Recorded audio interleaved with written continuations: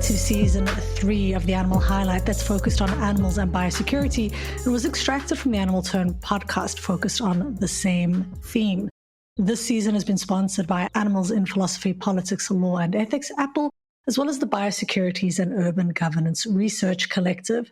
I'm joined by co-host Amanda Bunten-Walberg, who, at the time of recording, was a PhD candidate at Queen's University School of Environmental Studies.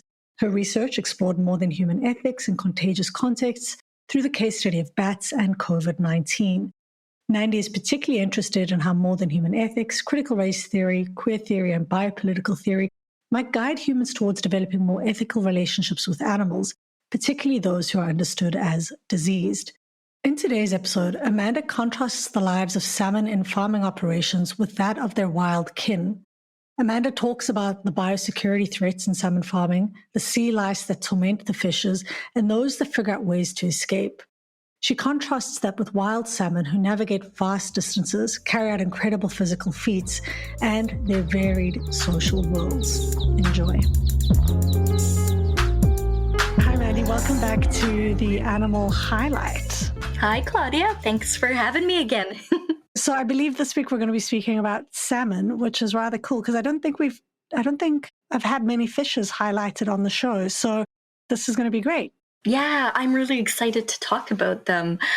And I guess before I jump in, I do want to put in a plug for the book What a Fish Knows by Jonathan Balcombe. It's so good. So good. It's so good. I know you mentioned his book. And I know it's been mentioned before. Yeah, you mentioned his book in the previous highlight, and yeah, he's just a great author. I can't wait to read. He's recently put one out with flies and insects. Yeah, Superfly. Superfly. Yeah, I haven't read it yet, but I really do enjoy reading his work so much. Yeah, and I think between Superfly and What a Fish Knows, he really offers these well-researched accounts of the inner lives of animals who aren't viewed as kind of sensory, subjective, lively, emotional beings. So they're really wonderful reads. Yeah, I mean, What a Fish Knows just blew my mind. Like, it was a page, every page, I was like, what? I still talk about herrings who fart, and like, it's a great, great read. And yeah, for listeners, if you haven't listened to that episode with Jonathan, definitely go back and listen to that and read the book. It's well worth it. Absolutely.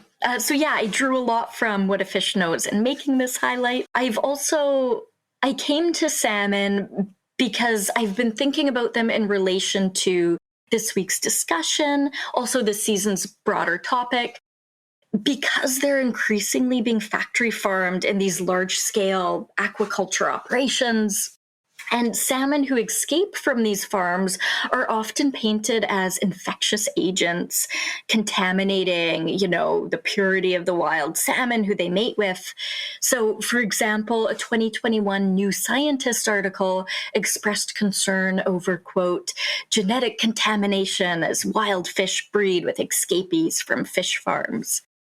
And so often, dominant discourses around escapee salmon overlook the exploitative circumstances from which these fish are escaping, as well as the fact that these fishes are acting agentially to liberate themselves. So given all this, I want to consider salmon today not as resources, not as contaminants, but as the amazing creatures who they are.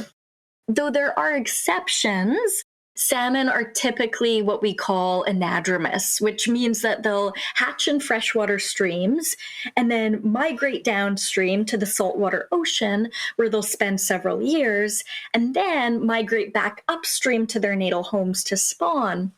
And there's also salmon who will migrate to large bodies of freshwater instead of the saltwater ocean. But regardless of freshwater or saltwater, this migratory journey of salmon requires unbelievable navigational skills, like mind-boggling physical feats and incredible adaptability. So Jonathan Balcombe highlights just what a complex volumetric habitat fishes live in, and salmon need to navigate this complex spatial environment using multiple complementary methods as far as we know. So first of all, they rely on geomagnetic sensing. So magnetic particles are actually a part of salmon's cellular makeup, helping them to sense and respond to the Earth's magnetic field. And I'm just so mesmerized by the idea that salmon experience the magnetic pull of the Earth in every cell of their being. It's kind of marvelous. I'm sure we do too, but maybe not in as profound a way. Yeah. Yes. Yeah. Maybe we experience it differently, but yeah, for them, I imagine it's a really intense experience or a really deep and profound kind of experience. Second, salmon rely on their incredible senses of smell. So Balcombe discusses how sockeye salmon, for example, can smell shrimp extract at concentrations of 1 part to 100 million parts water. So wow. Put in other terms, that's like being able to smell 5 little teaspoons in an Olympic-sized swimming pool. Wow.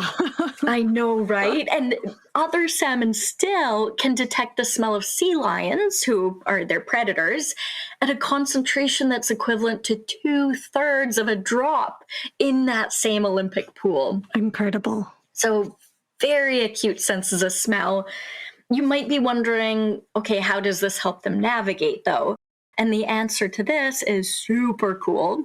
When they travel from the place where they hatch to the ocean or the large freshwater body, young salmon actually sense and remember the water chemistry of that route. And then years later, they're actually able to return upstream to their natal home by following that odor trail in reverse, which is totally mind-boggling. Like, I can barely remember when I put food in the oven 5 minutes ago, or, recite the ABCs backwards. It's oh God, I haven't tried to do that. So in addition, though, to geomagnetic sensing and smell, experiments also suggest that salmon might rely on the sun, their vision, and social dynamics to navigate. And as I mentioned earlier, the salmon's journey doesn't only require, again, superb navigational skills, but it requires these Olympian levels of endurance and strength, particularly when they're traveling upstream back to their spawning grounds. So they have these streamlined and muscular bodies that help them travel super long distances and swim against the current. And then not only do they have to travel against the current, which sounds exhausting in and of itself, but many of them need to evade predators such as grizzly bears or even human fishers. And one of the most show-stopping parts of their journey is when many of them actually have to leap up, literally up waterfalls to get to where they're going. So I remember last year, for example, I went to watch the salmon travel up the Humber River, and this is not a river with giant waterfalls, but it still felt like I was at the most high-stakes sporting event known to humankind. Everyone would sort of hold their breath when a salmon would attempt to jump up the cascade of water. And then when one would finally make it over in these sort of great heaving leaps, everyone would cheer and you would throw your fist in the air. And I remember just feeling so triumphant on their behalf, watching them achieve what seemed to be the impossible. It was really incredible and thrilling. It really sounds amazing. And I love the idea of viewing this as, we watch other humans doing sporting feats because I think we marvel at what we're capable of, right? And I think we watch many animals for the same reason. But I've never kind of thought of these in the same register, of really seeing this as an incredible feat of bodily capabilities. That's really a cool way to put it.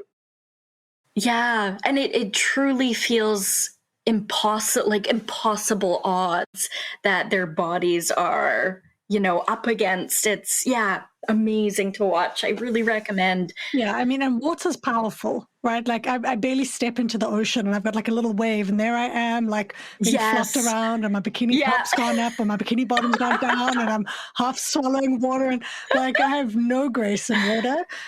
Needless to say, I barely swim anymore now. Sorry, keep going. Yeah, I guess just to finish off, I want to close by acknowledging just how astoundingly adaptable salmon are. They deal with incredible change throughout their lives. So, just as an example, their skin changes color at different points in their lives due to genetic factors, hormonal shifts, or changing camouflage needs. And I think that one of the most beautiful species of salmon is the sockeye salmon. They're blue with sort of black speckles and a bit of a white belly when they're in the ocean.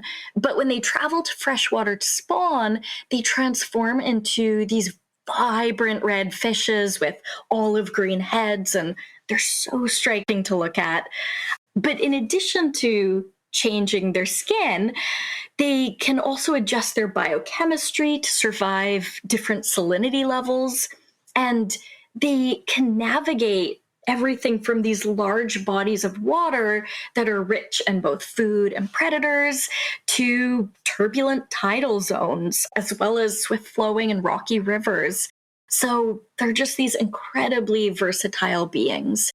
I think it's quite interesting. I recently did a bit of a local history for where I'm at in Kingston, and I realized, because sometimes we have a tendency of kind of just talking about fish, like let's say like salmon, without thinking that there are all of these kinds of geographical variations and historical variations. So I didn't know that you have kind of Pacific versus Atlantic salmon. And actually Lake Ontario used to be home to what are known as Pacific salmon, who suffered a local extinction because of anglers and fishing here, and also just pollution coming from the industrialization of many cities.